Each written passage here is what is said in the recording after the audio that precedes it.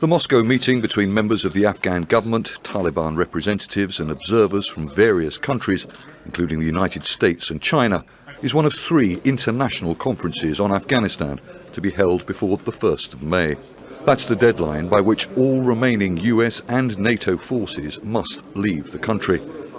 The agreement was made last year between Donald Trump's administration and the Taliban. But it's reported new US President Joe Biden has other ideas and may propose an interim power-sharing government in Kabul which would buy time for more comprehensive peace talks.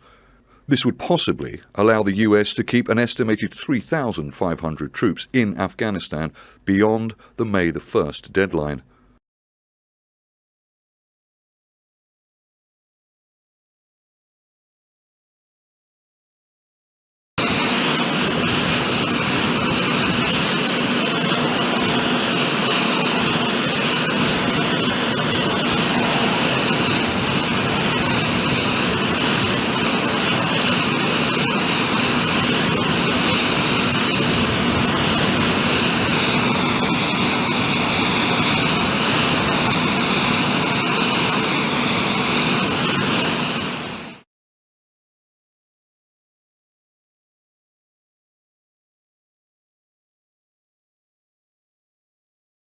Tesla cars are famously high-tech, but spy cams aren't among their known features. Even so, the firm's autos are now banned from Chinese military housing complexes. According to Reuters sources, officials are concerned that cameras on the cars could be used for espionage. Owners have been told to park outside military property, the sources say. Tesla cars have several small cameras mounted externally to assist with parking and self-driving. Some also have cameras in the rear-view mirror. Chinese officials found the vehicles could record images of their surroundings, according to a Wall Street Journal report. Now more than a few car owners could be affected.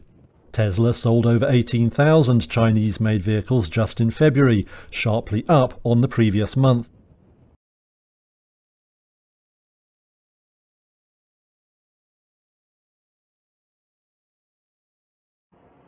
Pyongyang continues to isolate itself from the international community, this time by cutting diplomatic ties with Malaysia.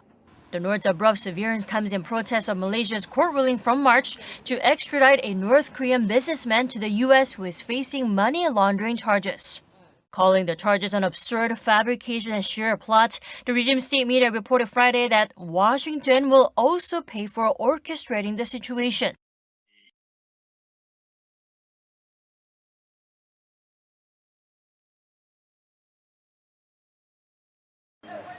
For traditional healer Toma Zogbelemu, this cocktail of natural remedies using plants, soil, and a mysterious liquid is more efficient than a vaccine made in a lab. He says it can fight off even the most contagious and fatal of viruses, Ebola. The truth is, we are all wary of vaccines. People have doubts, saying it might even hurt them and attract more sickness. Honestly, I'm already vaccinated by traditional medicine. After a nurse died of Ebola in February, the UN delivered 36,000 Ebola vaccines to contain an outbreak in Guinea's forest region. But only 3,000 doses have been administered so far.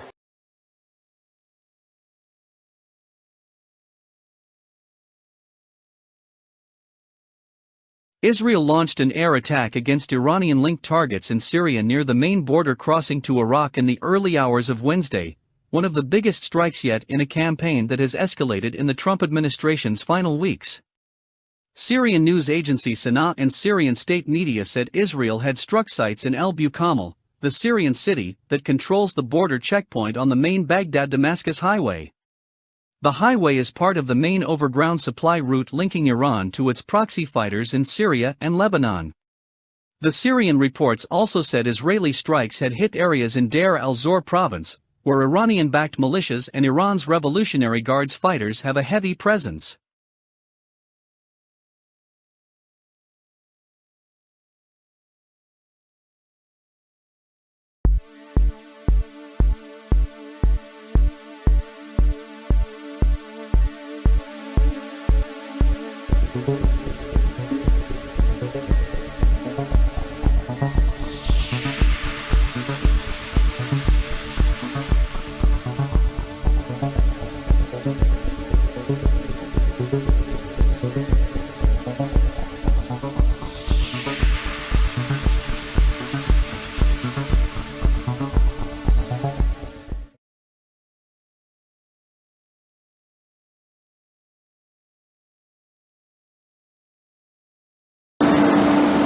It was the ultimate status symbol.